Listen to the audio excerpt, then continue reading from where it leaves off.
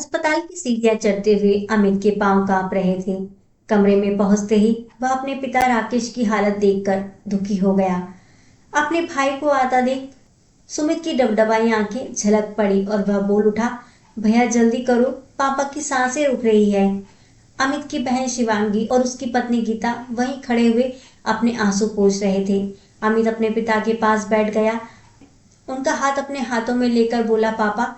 राकेश ने आंखें खोली और अमित की तरफ देखकर बोले, अमित, शिवांगी का ख्याल रखना, उसकी शादी बहुत ही अच्छे लड़के से करना। कहते हुए राकेश ने अपनी आंखें हमेशा के लिए बंद कर ली। पूरे परिवार के सामने उन्होंने अंतिम सांस ली। अमित के विवाह को अभी महीना भर भी नहीं हुआ था। राकेश ने अपनी पत्नी के ना होने की वजह से अमित की शादी जल्दी करवा दी थी, ताकि शिवांगी को घर में कोई साथी मिल जाए और अमित और गीता के प्यार को मुकाम मिल जाए। अमित और गीता के प्यार के चर्चे पूरे कॉलेज में थे, इसलिए राकेश ने उनका विवाह जल्दी करवा दिया। 13 दिन हो गए थे राकेश को गुजरे हुए। अब सभी को नित्य की जिंदगी में वापस आना था। अब तक सुमित और शिवांगी अपने कॉलेज नहीं गए थे। कॉलेज के लड़के आंखें बिछाए देखते रहे थे कि चांद कब आएगा। इस बार अमावस कुछ ज्यादा ही लंबी हो गई थी। शिवांगी की गैर हाजिरी सारे लड़कों को खल रही थी। शिवांगी की खूबसूरती ही ऐसी थी, जहां से निकल जाए लोग रुककर एक पल उसे निहार ही लेती थी। कॉलेज के लड़के तो केवल दूर से ही शिवांगी का दीदार कर पाते थे। दो भाइयों की पनाह में रहने वाली शिवांगी हमेशा अपने दोनों भाइयों के संरक्षण में ही आती जाती थी। किसी में इतनी हिम्मत नहीं थी कि शिवांगी को कुछ बोले या बात करने की कोशिश भी कर सके। शिवांगी के पिता ने दुनिया छोड़ने से पहले शिवांगी से कहा था, बेटा, जहां अमित कहे वहीं शादी करना। तुम बेहद खूबसूरत हो बेटा, तुम्हारी खूबसूरती की वजह से बहुत लड़के पीछे आएंगे। तुम किसी गलत इंसान के जाल में ना फंस जाओ, इसलिए तुम्हारे लिए सही लड़का अमित ही चुनेगा। अपने पिता की बातों को शिवांगी ने दिल से लगा लिया। अपने पिता को वचन भी दिया, दृढ़ निश्चय भी कर लिया कि जहां अमित भैया बोलेंगे वही शादी करूंगी। इसलिए शिवांगी ने हमेशा अपने आप को प्यार के बंधन से दूर ही रखा। अमित के बचपन का दोस्त था विवेक।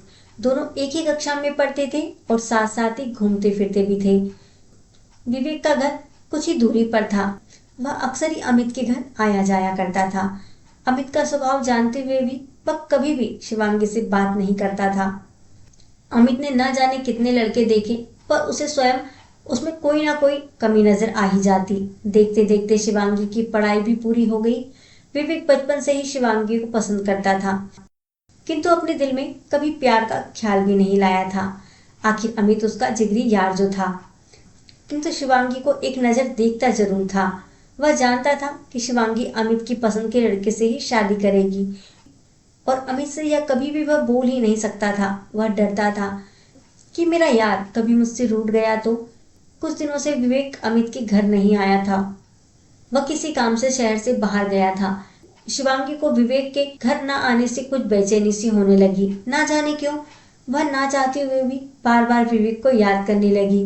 वह समझ रही थी कि उसका दिल विवेक से प्यार करने लगा है, लेकिन अपने पापा को दिया वचन उसे याद था। शिवांगी ने अपने दिल की आवाज सुनकर भी उसे दबाए रखना ही ठीक समझा।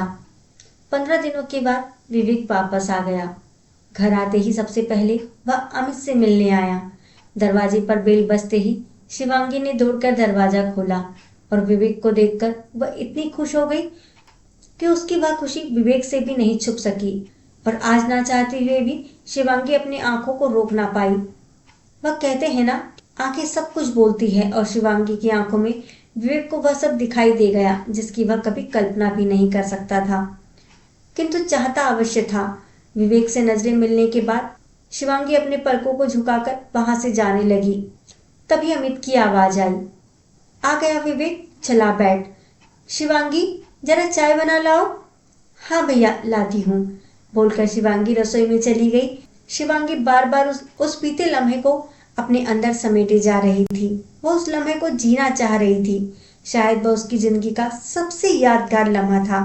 तभी चाय उफलने लगी। पीछे से गीता की आवाज आई, अरे शिवांगी, क्या सोच रही हो? चाय उफन रही है। अरे कुछ नहीं भाभी, कहते हुए शिवांगी ने चाय को प्याले में निकाला और हॉल तक पहुंचते पहुंचते 20 से 25 सेकंड में ही उसका दिल विवेक के लिए धड़कने लगा। चाय लेकर जाकर उसने विवेक की तरफ ट्रे बढ़ाया और एक बार फिर वही आंखें विवेक को निहारने लगी। विवेक को फिर से उन आंखों में वही दिखा जो वह सपने में भी नहीं सोच सकता था, लेकिन चाहता जरूर था। अब तो यह सिलसिला चलने लगा। दोनों एक दूसरे को देखते किंतु कोई कुछ भी नहीं कह पाता। एक के सामने भाई का प्यार था तो दूसरे के सामने जिगरी दोस्त की यारी थी। महीनों इसी में गुजर गए, लेकिन सिलसिला वही का वही अटका हुआ था। अपनी निगाहें चार करने के अलावा वह आगे बढ़ भी नहीं पाए थे। शिवांगी के जीवन में बदलाव को उसकी भाभी गीता महसूस कर रही थी। समझ रही थी कि कुछ तो है, लेकिन क्या? एक जवान लड़की की बेचैनी दूसरी जवान लड़की जरूर समझती है। गीता ने कई बार कोशिश करी कि शिवांगी से पूछूं, लेकिन शिवांगी ने कभी नहीं स्वीकारा। उसने दिल का राज दिल में ही रखना बेहतर समझा। देखते ही देखते खामोश प्यार के 3 साल गुजर गए, लेकिन इन 3 सालों में गीता काफी कुछ समझ गई थी। इसी बीच अमित ने किसी लड़के को शिवांगी के लिए पसंद कर लिया। गीता, कल एक लड़का आने वाला है शिवांगी को देखने। मैं और विवेक उसे लेने एयरपोर्ट चले जाएंगे। सुमित तुम्हारी मदद कर देगा। शिवांगी ने यह सुना तो उसके पैरों के नीचे से जमीन खिसक गई, लेकिन वह कुछ बोल नहीं पाई। गीता ने अमित से कहा, अरे एक बार शिवांगी से तो पूछ लो, लड़के को बुलाने से पहले। अरे कैसी बात करती हो गीता, शिवांगी के लायक लड़का बड़ी मुश्किल से मिला है, उसे जरूर पसंद आएगा। बाकी सब तो मैं देख ही लूंगा। इसी बीच विवेक भी आ गया और शिवांगी चाय लेकर आई। आज शिवांगी की आंखों में वह चमक नहीं थी, वह खामोश थी। विवेक को चाय देते समय उसकी आंखें जब विवेक से मिली तो उसमें आंसू थे, निराशा थी और उन्हीं आंसुओं का एक मोती चाय देते वक्त विवेक की चाय की प्याली में टप से गिर गया, जिसकी वजह से चाय की कुछ बूंदें विवेक के चेहरे पर भी चली गई। शिवांगी का वह आंसू विवेक के दिल को चीर गया। तभी अमित ने आकर कहा, विवेक कल 1 बजे एयरपोर्ट चलना है। तुझे बताया था ना कि शिवांगी को देखने लड़का आ रहा है। विवेक ने कहा, हाँ हाँ चलेंगे ना अमित, तू टेंशन मत ले।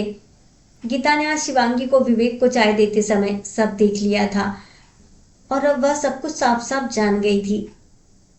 गीता देख रही थी कि एक सच्चा प्यार कितना ताकतवर होता है। उसने सोच लिया था कि वह रात को ही अमित से इस बारे में बात जरूर करेगी। रात में खाने के पश्चात जब अमित कमरे में आया तब गीता ने अमित से कहा, अमित मुझे तुमसे कुछ जरूरी बात करनी है। लेकिन अमित ने कहा, मैं बहुत थक गया हूँ, कल बात करेंगे। कहकर करवट बदल ली और खर्राटे लेने लगा। गीता कुछ भी ना कह सकी।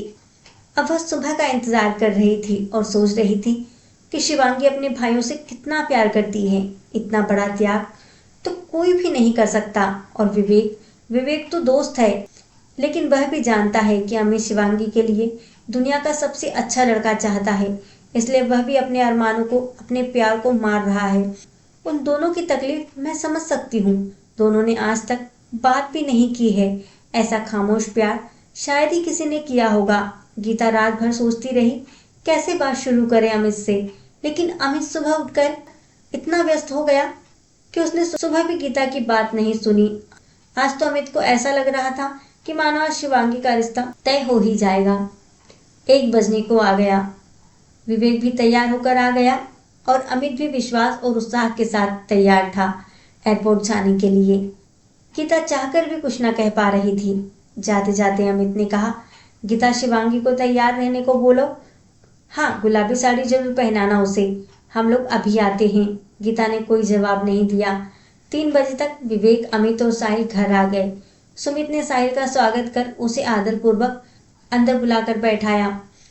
इधर गीता ने शिवांगी से कहा, शिवांगी तुम्हारे दिल में जो भी है आज कह दो, तुम्हारी जिंदगी का सवाल है। शिवांगी कह दो ना प्लीज। नहीं भाभी, कुछ भी तो नहीं है। अमित भैया मेरे लिए जो भी करेंगे वही सबसे अच्छा होगा। गीता गुस्से से बोली, शिवांगी तुम बिल्कुल पागल हो, लेकिन मैं 3 जिंदगियां बर्बाद नहीं होने दूंगी। साहिल के सामने शिवांगी जैसे ही आई, साहिल की आंखें चक्काचौंध हो गई। गुलाबी साड़ी में लिपटी शिवांगी कोई अप्सरा सी लग रही थी। इतनी खूबसूरत लड़की साहिल ने कभी नहीं देखी थी। गीता भी वहीं खड़े होकर विवेक की तरफ देख रही थी, जो केवल ऊपर से ही खुश दिखाई दे रहा था। यह वह जानती थी। साहिल ने अमित से पूछा, क्या मैं शिवांगी से अकेले में बात कर सकता हूँ? अमित ने हाँ कह दिया। फिर साहिल और शिवांगी कमरे में अकेले ही थे। साहिल ने जितना पूछा शिवांगी ने उतना ही जवाब दिया। तभी साहिल ने पूछा, शिवांगी तुम्हें कुछ नहीं जानना मेरे बारे में? शिवांगी का जवाब था, मेरे भैया यदि आपके बारे में जानते हैं तो मेरे लिए उतना ही काफी है। इतने में गीता भी वहां आकर बैठ गई और बोली, अरे शिवांगी, रसोई में जाओ, मिठाई की प्लेट रखी है, जाओ वह लेकर आ जाओ। जी भाभी, कहकर शिवांगी वहां से उठी, एक गहरी सांस ली और रसोई में चली गई। गीता मौके की तलाश में ही थी। उसने साहिल से विनती करी कि वह इस शादी के लिए मना कर दे। साहिल, मैं तुम्हें ज्यादा कुछ भी नहीं बता सकती, वक्त नहीं है, लेकिन मैं तुम्हें फोन कर कर अवश्य बताऊंगी। तुम अमित को मना कर दो, इसी में तुम्हारी, शिवांगी की और हमारे दोनों परिवारों की भलाई है। साहिल बहुत ही समझदार लड़का था। बातों की गहराई उसकी समझ में आ गई और उसने गीता से कहा, भाभी जी, मैं इतना खराब और स्वार्थी इंसान नहीं हूँ कि अपने लिए दो परिवारों की जिंदगी और खास तौर पर शिवांगी की जिंदगी बिगाड़ दूं। आप चिंता ना करें, मैं अमित को मना कर दूंगा, लेकिन शिवांगी के लिए ना कहने का कारण कहाँ से लाऊं? भाभी जी, वह इंसान बेहद खुश नसीब होगा जिससे शिवांगी का विवाह होगा, लेकिन अफसोस कि वह मैं नहीं हूँ।